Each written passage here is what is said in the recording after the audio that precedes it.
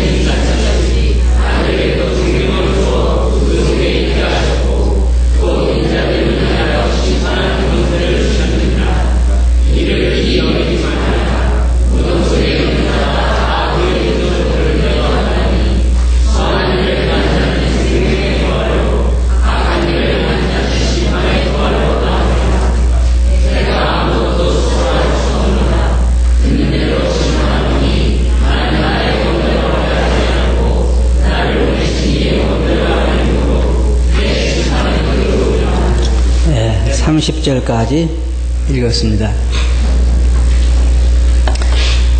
하나님께서는 사단의 범죄로 말미암아 시작된 하늘나라의 그 모든 범죄와 더불어서 인간의 타락으로 인하여 시작된 사람들 가운데 모든 범죄에 대해서 심판하실 날을 정하셨습니다. 그래서 그 모든 심판을 다 아들에게 맡기신 것입니다. 요즘 우리나라에 특검이 유행이죠. 뭐 대통령 당선자에 대한 특검이라든지 삼성에 대한 특검이라든지 특검이 아주 유행하고 있는데, 그 특검을 위해서 특별한 검사가 임명이 되고 이제 그것을 밝혀서 나중에 재판을 받게 되는데, 여기 하나님께서는 모든 심판을 그 아들에게 맡기셨다 그랬습니다. 하나님께서 다루어야 할 모든 영적인 범죄들, 그리고 또 모든 인간의 타락한 것들, 하나님에 대한 대적들, 모든 범죄들에 대해서 하나님께서 그 심판을 아들에게 맡기신 것입니다. 그런데 하나님께는 조금 특이하잖아요. 이 세상에는 뭐가 있어요? 검사가 있으면 뭐가 있죠? 판사가 있죠. 검사가 하는 일은 뭡니까? 검사하는 거예요. 검사가 하는 일은 그 사람이 지은 죄가 정확히 무엇인가를 밝혀서 재판해달라고 고발하는 거죠. 그런데 하나님은 검사가 없죠. 왜 그럴까요? 하나님은 그것을 밝힐 필요가 없어요. 왜냐하면 다 알고 계시니까 그거에 대한 심판만 하시면 돼요. 하나님 앞에 감출 수 있는 것은 아무것도 없습니다. 이 세상에 있는 모든 것들이 하나님 앞에는 벌거벗은 것처럼 다 드러난다, 그렇게 말하고 있고, 성경에 보면 다 자기 입으로 직고하리라 이렇게 말하고 있습니다. 그래서 이 모든 심판을 그의 아들에게 맡기셨습니다. 그래서 오늘 이 말씀을 통해서 하나님의 심판이라고 하는 주제를 가지고 말씀을 드리기 원하는데, 먼저 그 말씀을 보면 5장 22절에서 주님께서 말씀하시기를 아버지께서 아무도 심판하지 아니하시고, 이 말씀 잘 보시기 바랍니다. 아무도 심판하지 아니하시고 심판을 다 아들에게 맡기셨으니 라고 말하고 있고, 27절에서는 또 인자됨을 인하여 심판하는 권세를 주셨느니라. 주님께서 이 땅에 오신 것은 바로 이 모든 아버지께서 자기에게 맡기신 모든 일을 성취하기 위해서 오셨습니다. 그래서 주님께서는 나를 보내신 아버지의 뜻을 행하기 위해서 이 땅에 왔다라고 말씀하시는데, 물론 주님 오신 목적 중에 하나는 죄인들을 구원하는 목적이 있습니다. 그러나 예수님께서 맡으신 목적이 죄인들을 구원하는 것만, 맡으신 일이 죄인들을 구원하는 것만 있는 것이 아니라 심판하는 것도 예수님께서 하셔야 할 일입니다. 예수님께 이 땅에 오셨을 때 예수님이 그런 말씀하셨습니다. 내가 지금 세상을 심판하러 온 것이 아니라 세상을 구원하기 위해서 왔다. 그 말은 무슨 말이냐면은 예수님이 누구예요? 심판주입니다. 어떻게 오셨습니까? 라고 많이 묻는다고 그러면 지금은 심판하러 온 것이 아니고 지금은 구원하러 왔지만 앞으로는 어떻게 오신다고요?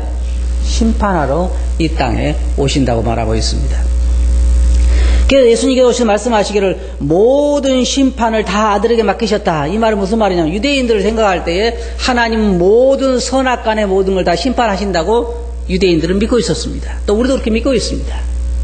근데 예수님께서는 그 모든 심판을 다 나에게 맡기셨다고 예수님은 말씀하신 것입니다.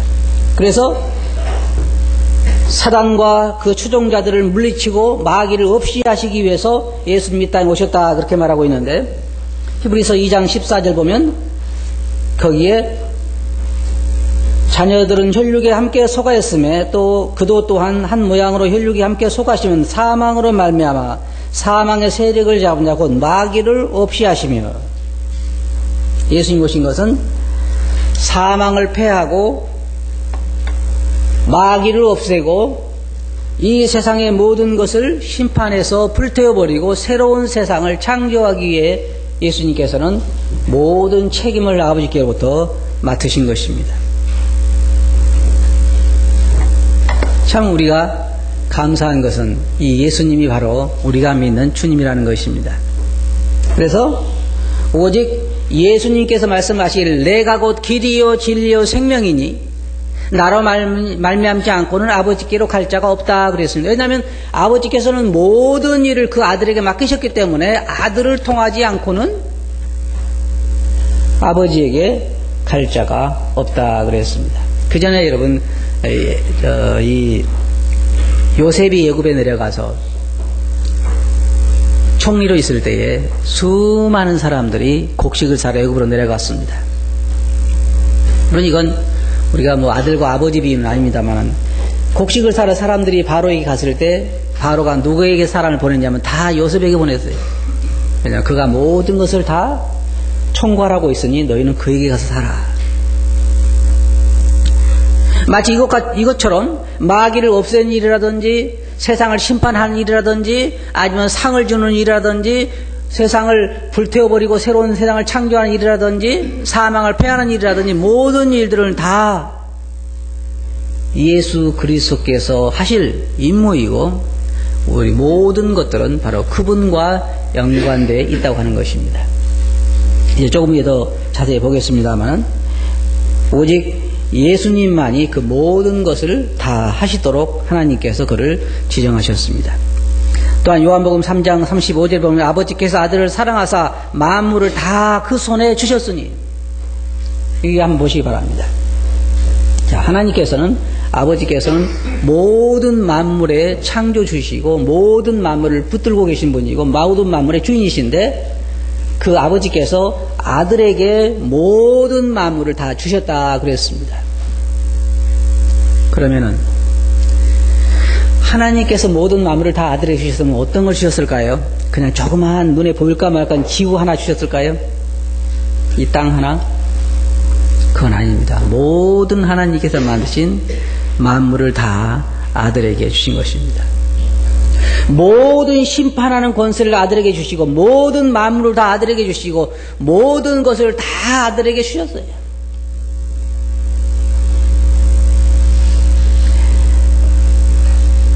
심판의 주라고 하는 것입니다. 예수님은 바로 심판은 재판장이라고 하는 것입니다. 요한복음 12장 48절 보면 나를 저버리고 내 말을 받지 아니한 자를 심판할 리가 있으니 곧 나의 한 그 말이 마지막 날에 저를 심판하리라. 예수님께서 내가 심판주인데 그럼 내가 어떻게 세상을 심판할까? 그 말은 내가 한 말대로 세상을 심판할 것이다. 다시 말해서 성경 말씀대로 세상을 심판하게 된다고 하는 것입니다. 모든 심판하는 곳에는 법전이라는 게 있습니다. 그러잖아요. 여러분 심판할 때 판사가 그날 기분에 따라 자기가 마음대로 판단하는 것이 심판하는 것이 아니고 심판할 근거를 항상 법전을 가지고 있는 거예요. 그러니까 뭐라 그래요? 여러분 뭐 범칙금 통보 하나 받아도 몇 조 몇 항에 의해서라고 하죠.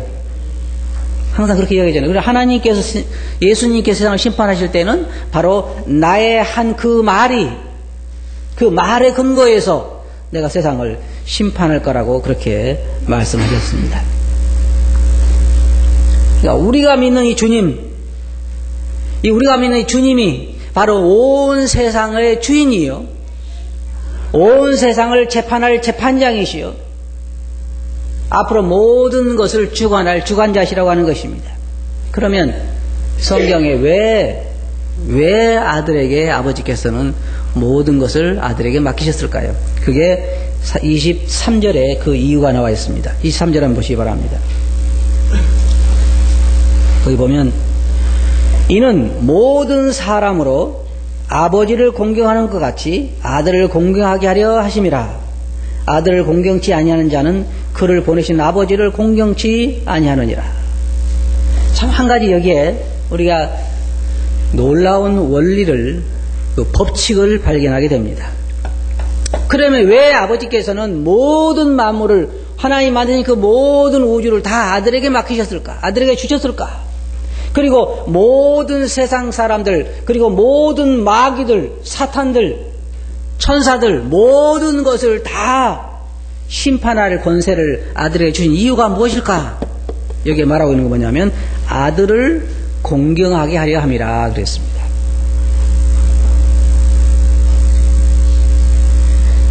우리는 세상적인 표현으로 말하면요, 이건 적합한 표현이 아닙니다만, 세상적인 표현으로 말하면 지금 우리 노무현 대통령은 뜨는 해입니까? 지는 해입니까?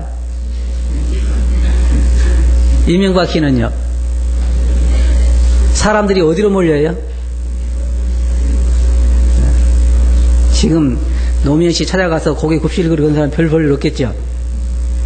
그럼 여기 보면은 아들을 공경하게 하기 위해서 모든 만물을 아들에게 주시고 모든 재판하는 권세를 아들에게 주시고 사람들로 누구를 존경하기 위해서요? 아들을 존경하기 위해서, 공경하게 하기 위해서 그 모든 것을 아들에게 주셨다 그랬습니다. 그러니까요, 이런 말은 참 안 통하는 거예요. 저는요, 하나님은 열심히 섬기지만 주님은 못 섬겨요. 그러면요, 그거 안 되는 거예요. 어떤 사람 그런 사람이 있어요. 저는요, 하나님은 믿겠는데 예수님은 못 믿겠어요. 죄송한 얘기지만 이 사람은 어때요? 하나님을 믿을 수 없는 사람입니다. 이 원리를 발견하면요, 우리가 참 놀라운 걸 발견해요. 자, 보세요. 아버지는 나를 공경하라면 누구를 공경하라고 그랬어요? 네? 네, 아들을 공경하라. 아들을 공경하는 것이 곧 나를 공경하는 것이다. 그러면 주님은 또 뭐라고 하셨어요? 나를 공경하려면 어떻게 하라? 네? 잘 모르세요? 나를 공경하려면 어떻게 해라? 누가 대표로 좀 큰 소리를 한번 이야기해 보세요. 나를 공경하려면 어떻게 하라요? 어디 그렇게 얘기했어요? 예. 지극히 작은 자에게 한 것이 곧 내게 한 것이다. 이 참 놀라운 원리, 여러분 잘 들어보시기 바랍니다.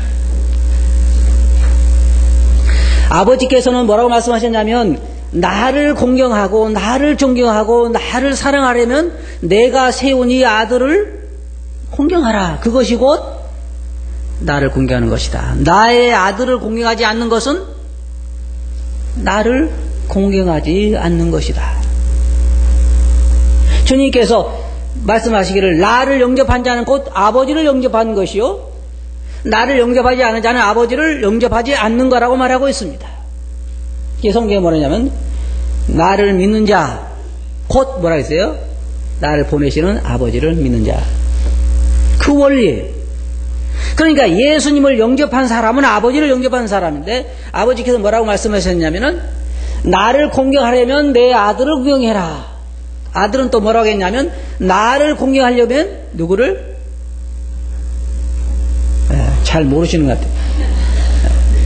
형제 자매들을 공경하지 아니하면 나를 공경하지 않는 것이다. 그것이 주님께서 우리들에게 주시는 교훈이에요.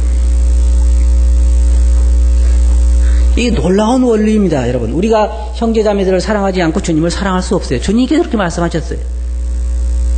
아들을 존경하지 않고 공경하지 않고 아버지를 공경할 수 없다고 하나님이 말씀하셨습니다.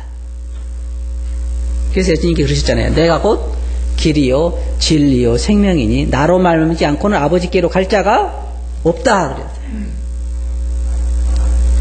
다시 말하면 하나님께서 뭐라고 선포하셨냐면 내 아들 예수 그리스도를 사랑하지 아니하고는 나를 사랑할 수 없다 그렇게 말씀하신 것이에요. 내 아들을 공경하기 위해서 내 아들 모든 사람들이 천사들로 하여금 사람들로 하여금 공경하기 위해서 나의 모든 심판의 권세를 내 아들에게 주었다 그 말입니다. 여기 말씀 보면 이는 모든 사람으로 아버지를 공경하는 것 같이 아들을 공경하게 하려 하심이라. 아들을 공경치 아니하는 자는 그를 보내신 아버지를 공경치 아니하느니라. 분명하죠. 아들을 예수님을 공경하지 않은 사람은 아들을 보낸 하나님을 공경하지 않는다는 것입니다. 그런데 여기서 우리는 예수님께 하신 말씀에 귀를 기울여야 돼요. 지극히 작은 형제 자매들을 공경하지 않은 사랑하지 않은 사람은 나를 사랑할 수 없느니라. 그러니까 이게 분명하죠. 우리가 누구를 섬겨야 할 건가 분명히 나타나잖아요.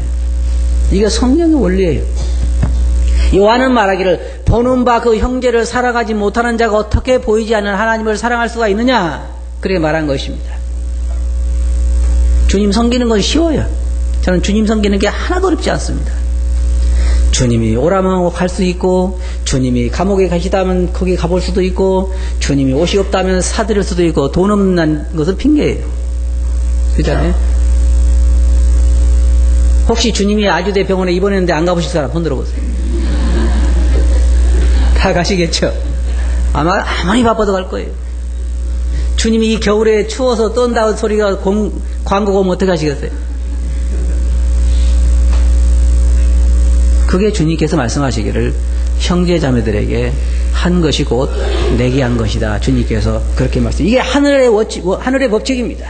어떻든 왜 그러냐는 저는 잘 몰라요. 하나님께서 그렇게 하셨어요. 아들을 공경하게 하기 위해서 하나님께서는 모든 것을 다 아들에게 맡기시고 아들을 공경하지 않은 건 나를 공경하지 않는 거라고 선포하셨어요. 그런데 주님도 아버지처럼 나를 사랑하려면 여기에 보이는 형제자매들을 사랑해라.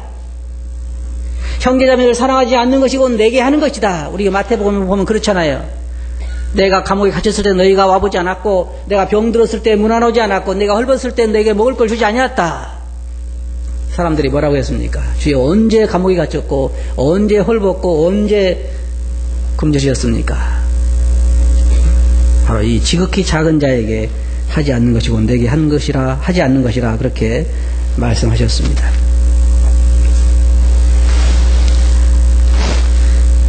그 다음에 세 번째로 심판을 피한 사람들이 있습니다. 벌써 심판을 피한 사람들이 있죠. 이 재판장이 말입니다.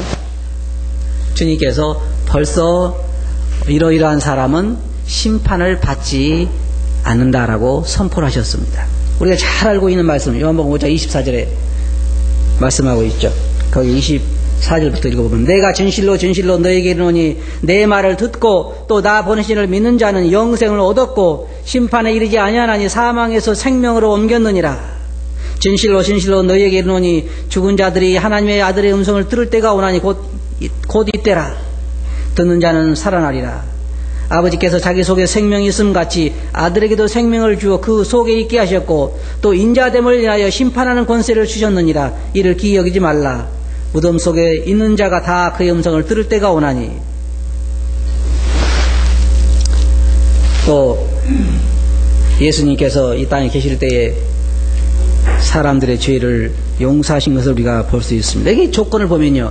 심판을 모든 세상 사람들이 심판을 받지만 심판을 피할 수 있는 조건인데 그건 뭐냐면 바로 주님의 말씀을 듣고 그 다음에 주님이 보내신 하나님을 믿는 사람들은 심판을 받지 않는다는 것입니다. 저는 이 말씀을 생각하면서 참 마음에 기쁨이 됩니다. 이 모든 것을 재판할 재판장이요 저에게 이렇게 선포하셨어요. 영생을 얻었고 심판에 이르지 아니하나니 사망에서 생명으로 옮겼느니라. 여러분 마지막으로 재판장이 그렇게 하고 뭘 때려요? 땅 때리면 여러분 어떻게 돼요? 별로죠? 영생 그거 뭐라고 뭐 여러분 생각해 보세요.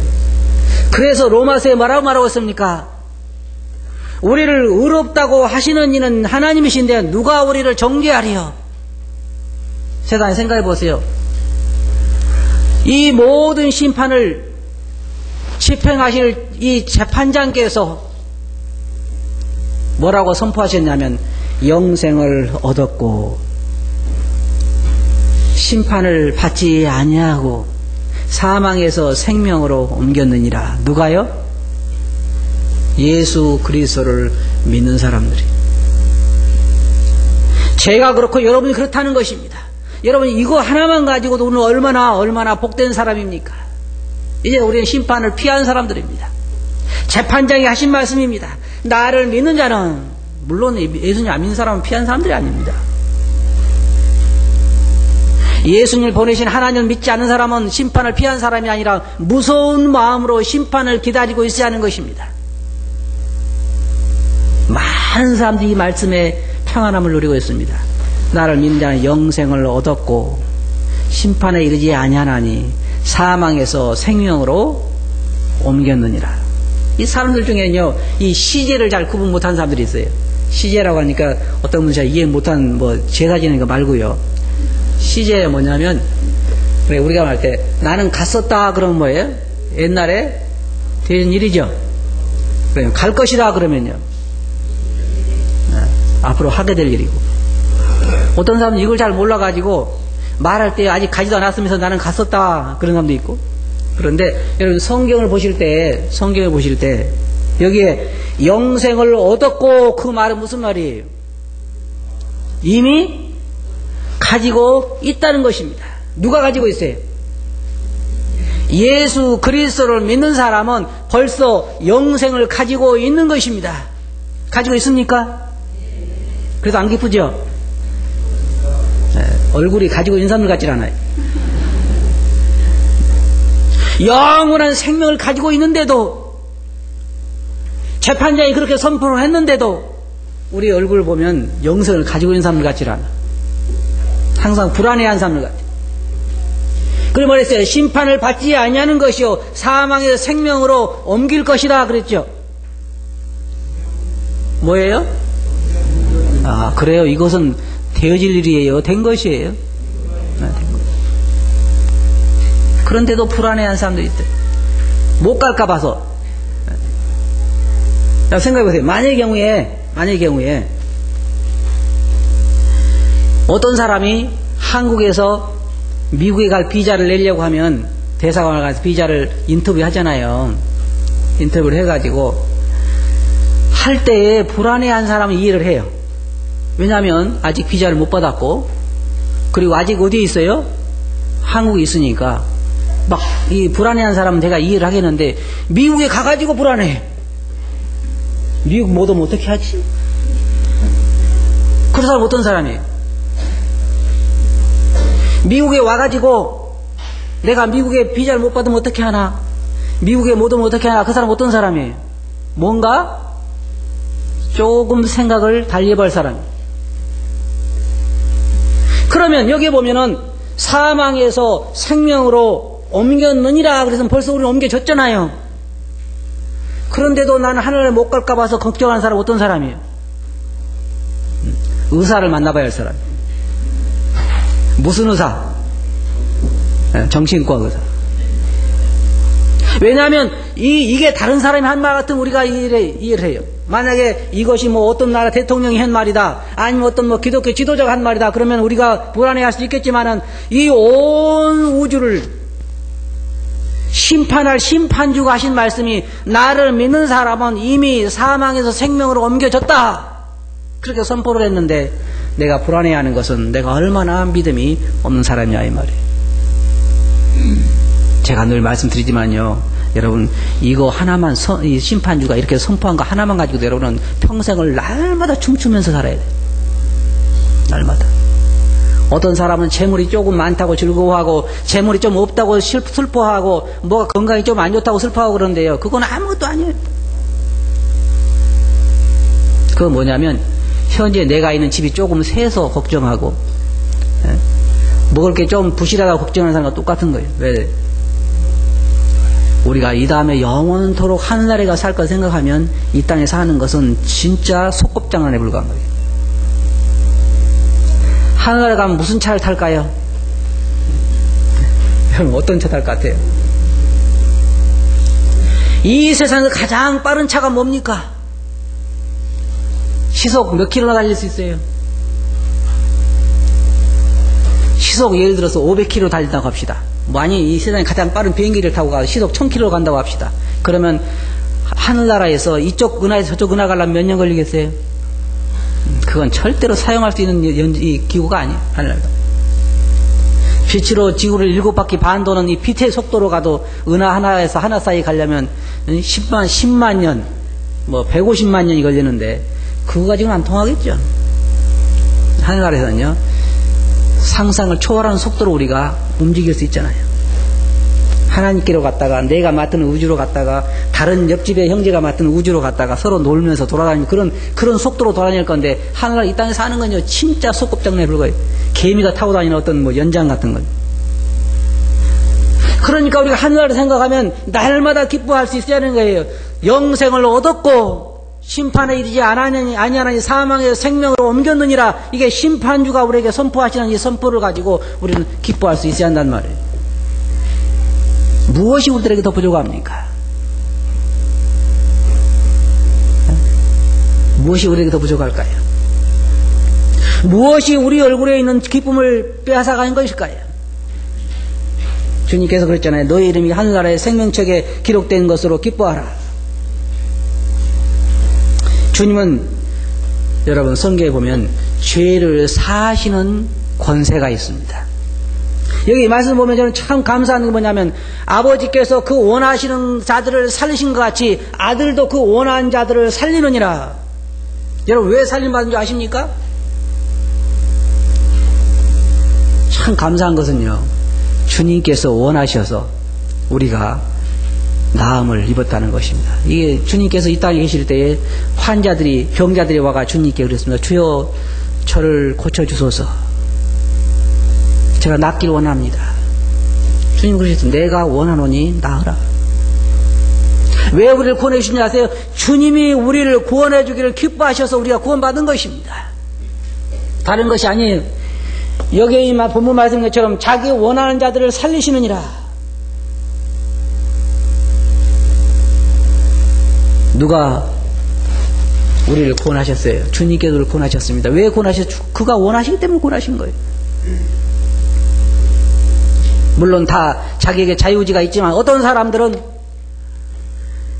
평생을 두고 교회 가까이 살면서도 평생을 복음을 들었으면서도 지옥으로 간 사람도 있습니다.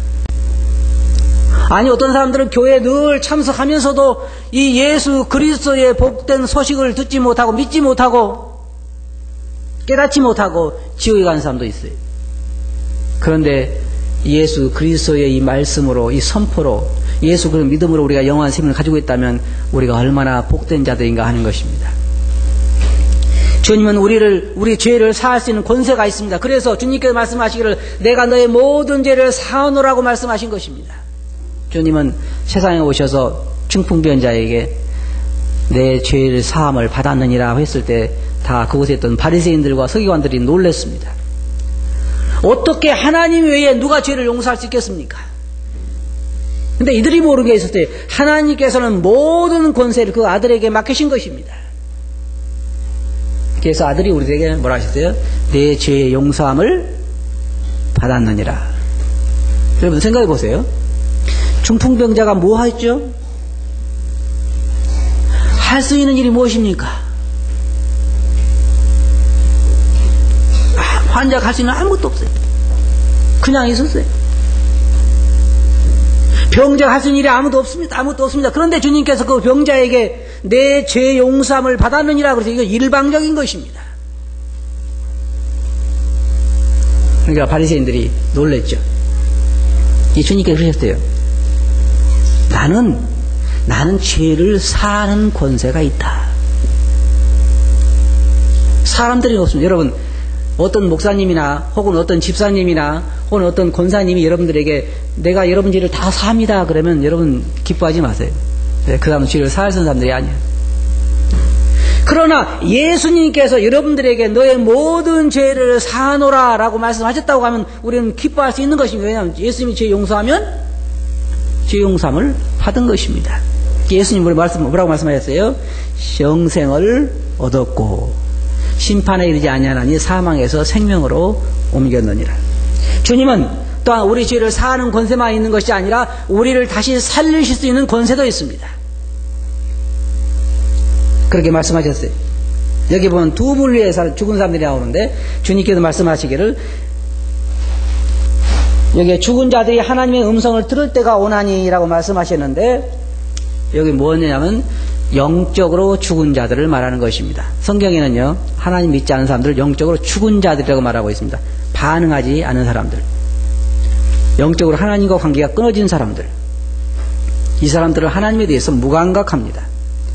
그 사람들이 하나님의 음성을 들을 때가 오나니 곧 이때라 그랬으면 듣는 자는 살아나리라.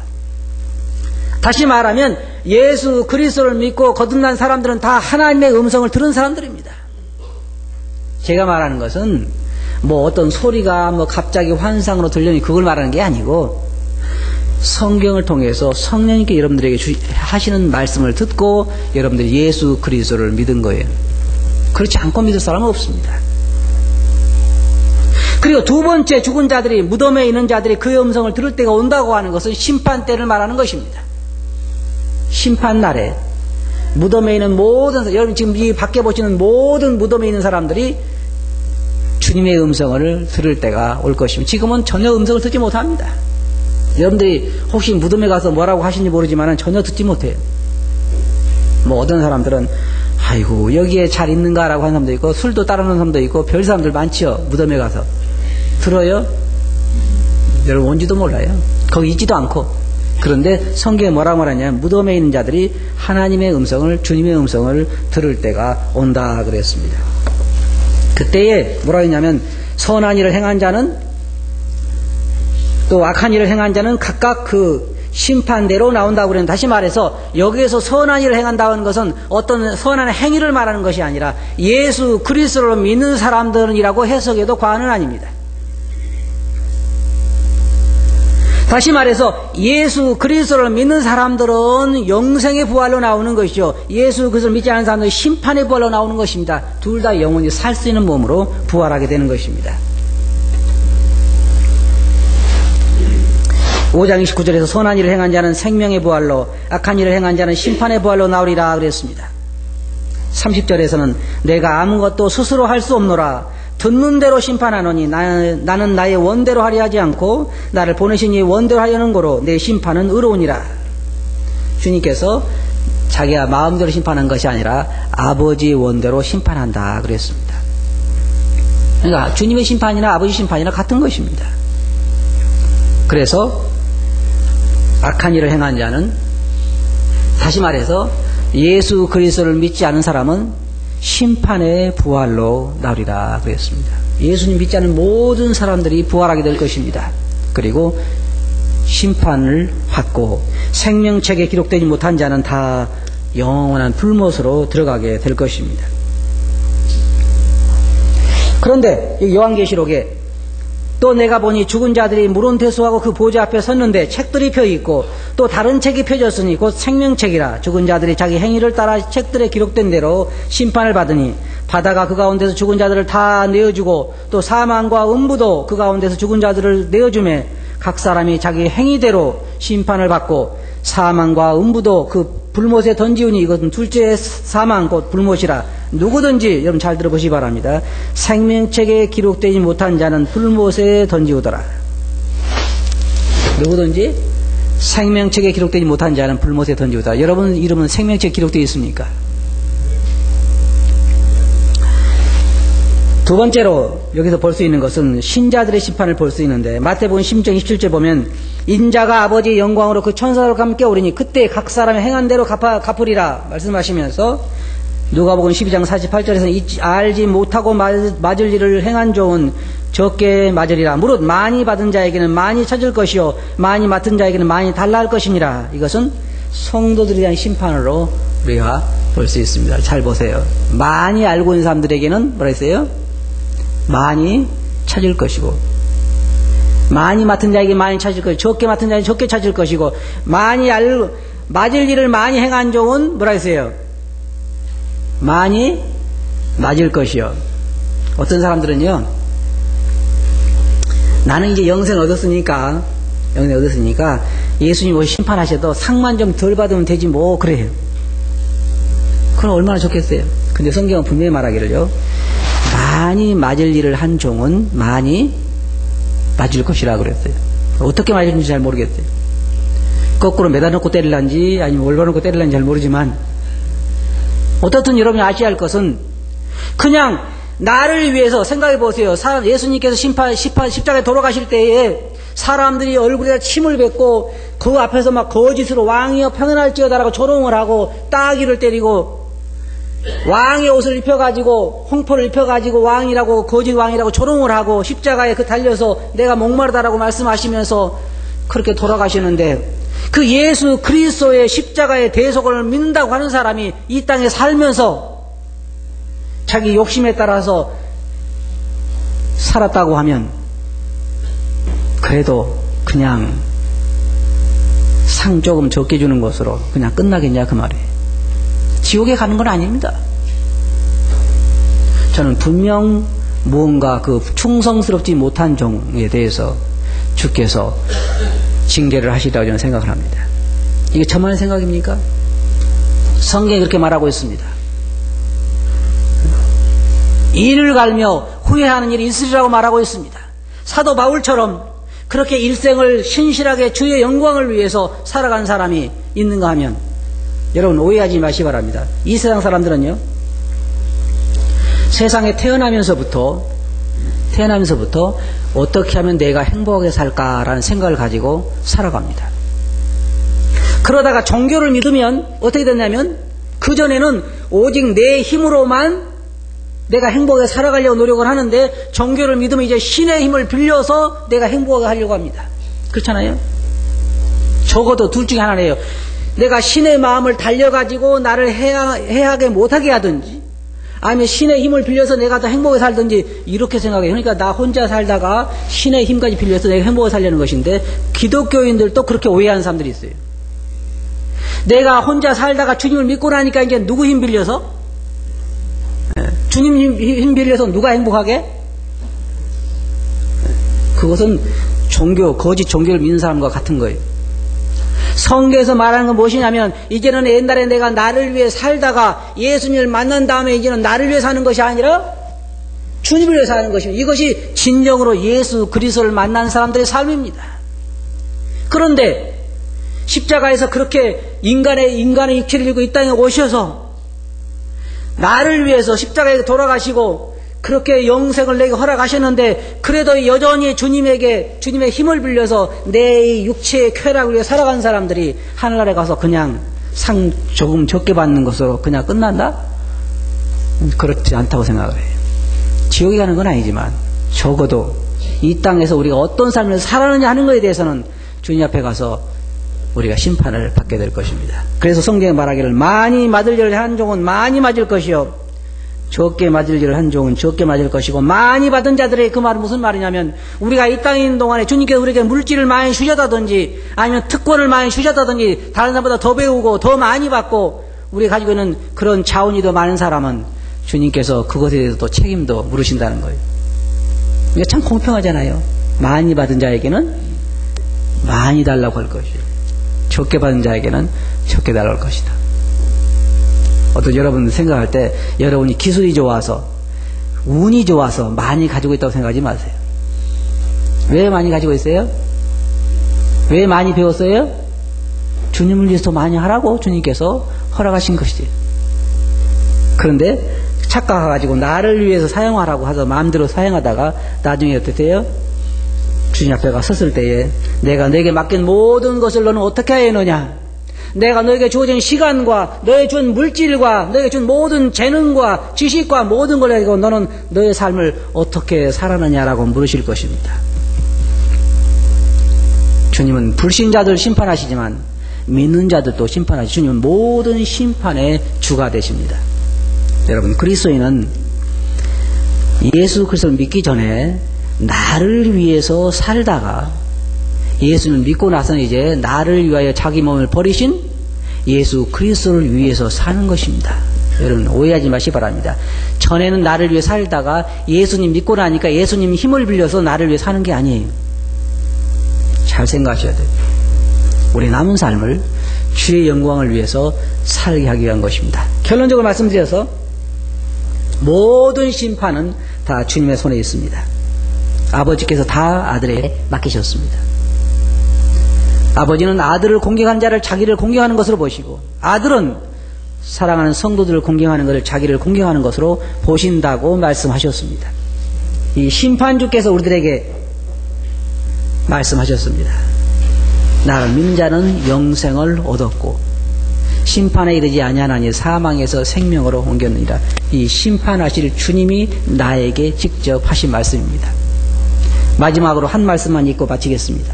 야고보서 2장 12절 보면 너희는 자유의 율법대로 다시 말해 주님의 말씀대로 심판받을 자처럼 말도 하고 행하기도 하라. 다시 말하면 앞으로 여러분 앞에는 믿는 사람은 믿는 사람으로서 안 믿는 사람은 안 믿는 사람으로서 주님의 심판이 기다리고 있습니다. 믿습니까? 네. 그러면 어떻게 해야 돼요? 심판받을 자처럼 말도 하고 행하기도 하라고 주님은 우리들에게 말씀하고 있습니다. 기도하겠습니다.